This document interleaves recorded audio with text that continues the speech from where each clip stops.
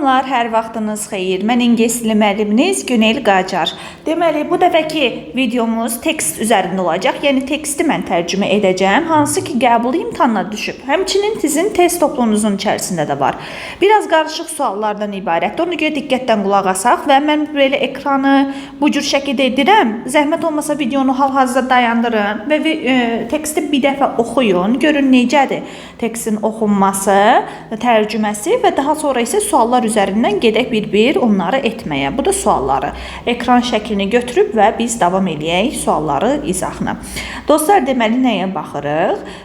Biz burada digər mətnlərdən, digər imtahanlardan fərqli olaraq sırayla getməyəcək. Yəni, qarışıq şəkildə həm listening, həm reading, bu qəbul imtahanına düşən, həm listening, həm readingi biz ümumi şəkildə mətndən məlumatımız olmalıdır. Çünki, məsələn, IELTS imtahanında suallar sırayla gedir. Amma bizdə elə bir şey yoxdur. Və yaxud da sualdan mətnə keçə bilirik, amma bizdə yenə elə şey yoxdur. Gərək mətni birinci başa düşək. Videonu dayandırıb mətni oxuduğunuzu ümid edərək mən birbaşa tərcüməyə gedirəm. Elə isə başlayaq birinci abzasımızdan. Deyir ki, mən qısa şəkildə üzdən keçəcəm. Bir neçə illər əvvəl Pacific Islandda, adada yüksək dalğalar tərəfindən bu ada yuyulub aparılıb. Flood daşqın deməkdir. Yəni suyun aparılması. Burada da feil mənasında gedir. Yəni daşqınla gəlib aparılıb. Və bu dalğalar hansı ki, baxın, bütün adaları silib süpürüb aparıb və evləri dağıdıb. Və bu nə küləyə, nə də yağışa görə yaranmayıb. Əvvəlki vətəndaşlar deyir ki, bu daha öncə baş verməmişdi. Bu bizim olur birinci abzasımız. İkinci abzasda artıq adaların sayından danışır. Yəni Kiribati'dən danışır. Birinci abzasda nədən danışdı? Əhalinin qorxularından. İkinci abzasdan danışdı ki, 33 adadan ibarətdir və 3860 kilometrliyində yerləşir ekvatorun. Və burada bura xüsusən də bu yüksək dalğalardan qorxurlar. Çünki heç bir ada 2 metrdən yuxarı deyil. İndi gəldim üçüncü abzasımıza. What's causing these mystery tides? Bəs nə səbəb olur? Səbəbini öyrənirik. Üçüncü abzasda biz bu dalğalardan səbəbindən öyrənəcəyik. Burada deyir ki, cavab global warmingdir. Bu yanacaqlar,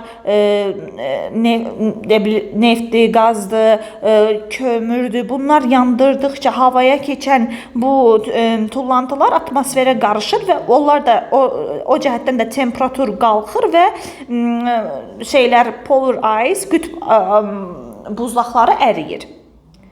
Bu oldu mənim sorun. İkinci hissəyə keçirəm. Alimlər bu deyir ki, əgər bu trend davam eləyərsə, bir çox ölkələr bundan əziyyət çəkəcək və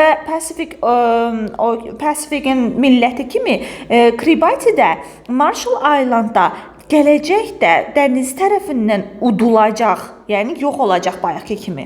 İndi keçirəm axırıncı abzasa. Bu millətin insanları da çox qorxulu hiss edirlər. Çünki onlar okean və iqtisadi vəziyyətləri bunlara uyğun deyil və birdən-birə bu qorxu baş verərsə, onların bunu həll eləməyə pulları yoxdur.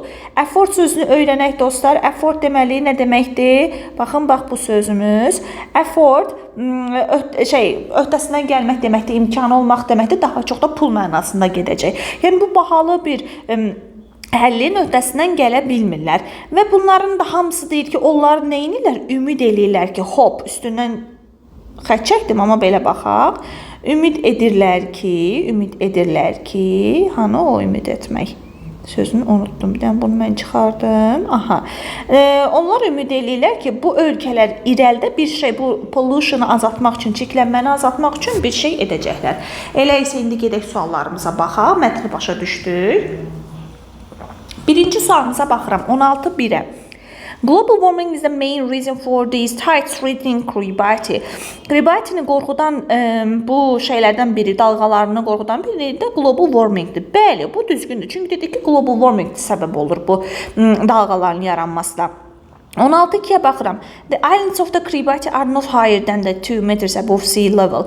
Deyir ki, Kiribati adaları 2 metrdən yuxarı deyil. Yuxarıda dili biz nə danışdıq? Dedik ki, none of. Baxın, bu hissəmizdə dedik ki, baxın, none of island of the Kiribati rises more than 2. Yəni heç bir ada 2 metrdən yuxarı deyil. Elə burada da onu dedisə, qəşəng test idi bu arada bu, qəşəng tərcümə istəyir. A variantı düzgündür. Deyir ki, Coral Island can afford, öhdəsindən gələ biləcək. Axı biz dedik cannot afford. Yəni ona görə bu cümlə B səhvdir. Deyir ki, sənayeləşmiş ölkələr bütün bu dalğaların qarşısını alacaq. Necə təsdiqdə deyir? Axı biz ümid eləyirdik. Baxın, ümid eləyirik ki, bir gün belə şey olacaq. Və bu gələcəyi təsdiqdə dediyinə görə mən bunu düzgün götürə bilmərəm, ona görə false.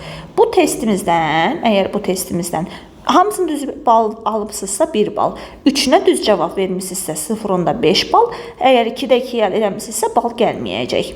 Keçirəm o 7-ci suala. Deyir, birinci paragraf nə ilə başlasın?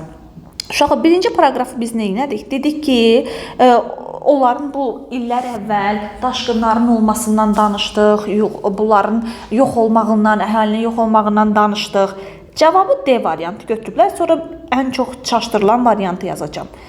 Deyir ki, the people of the Kiribati are afraid. Qorxurdu ki, yaxın gələcəkdə bir gün onların ölkələri də yox olacaq. Arxasında da bu gəlir ki, çünki bir neçə il əvvəl Pacific Islandda belə bir şey olub. İndi deməli bu testi necə edirsiniz? Birinci cümlə həmişə ikinci cümlə ilə əlaqəli olmalıdır. Bu testi çox adam B variantı götürür ki, Kiribati is an island country in the Central Pacific Ocean. Kiribati deyir bir ada ölkəsidir, Pacific Ocean'da yerləşən. Onu da deyir arxasınca bu. Arxasınca bu adamın qorxularından danışırlar. Birdən-birə dalğaya necə keçim? Yəni mən birdən-birə dalğaya keçə bilmirəm. Ona görə deməli bu məsəl üçün D variantı daha uyğundur. O cümlə bax bu abzasa daha yenə uyğun olar ki, biraz daha adadan danışır ki, bu qədər kilometr uzaqlıqda yerləşir, bu boyda adalardan ibarətdir. Yəni mənə ada haqqında məlumat verir. Amma birinci abzasda mənə daşqın haqqında məlumat verirdi və insanların qorxmağından. Ona görə D variantı uyğunlaşır. 16-ya keçirəm. The nations of the Pacific Ocean adamları neyinirdi? Onlar nə deyildilər? Rich deyildilər. Problemi həll eləmək üçün. Cavab C-dir. A-da nə deyir? Deyir ki, çox rahatlıqla kontrol eləyə bilirdilər. Eləyə bilmirdilər ki, qorxurdular. Deyirdilər ki, əllərindən gələni eləyirlər çirklənməni azaltmaq üçün. Neyinirdilər? Heç nə. Migrate, onlar deyir, köçürdülər daha böyük ölkələrə. Sənayeləşmiş ölkələrə biz bu haqda danışmırdıq. Xristianlığa inanırdı. Heç əlaqəsi var. Danışdıq mı biz belə şeylə? Uşağa biz 19-dakı Sivalo sözün mənasını necə başa düşdük? Dedik ki, onlar bir gündə qorxurdu Kiribati kimi. Pacific Ocean'da Kiribati və Marshall Islandda dəniz tərəfindən udulacaq. Udulmaq, dəniz neyiniyə bilər? Yuyub apara bilər. Cover sözünü çox adam götürür. Amma cover örtmək deməkdir. Bu, udur, aparır, yox eləyir. Yəni neyinir? Wash out. 20-ci testdə deyir ki, hansı sualın cavabı var? Ehtiyatlı olaq buradan. Hansı sualın cavabı var? Niyə görə temperatur qalxırdı? Axı dedik, burada yuxarıda danışdıq ki, baxın bu oil, coal are burned, they release pollutants that trap heat in the earth's atmosphere. Cavabımız var mı? Birinci sualın cavabı var. 2-yə baxıram. Bu situasiya gedə pisləşsə nə baş verər? Bütün situasiya bu əgər continue eləsə, bir çox ölkələr əziyyət çəkəcəklər. Və cavabımın sualı, bu sualın cavabı var. Neçə nəfər yaşayır? Mən nə bilim, danışmamışıq. Bu Kiribati əhalisinin əsas yeməyi nə təşkil edir? Bu da danışmamışıq. Deməli, cavabım olur 1 və 2. Bəli dostlar, əslində reading yazmaq çox rahatdır. Sadəcə qəşəng şəkildə teksti oxumanız lazımdır. Oxusanız bu cür şəkildə də düzgün danışacaqsınız. Hələlik.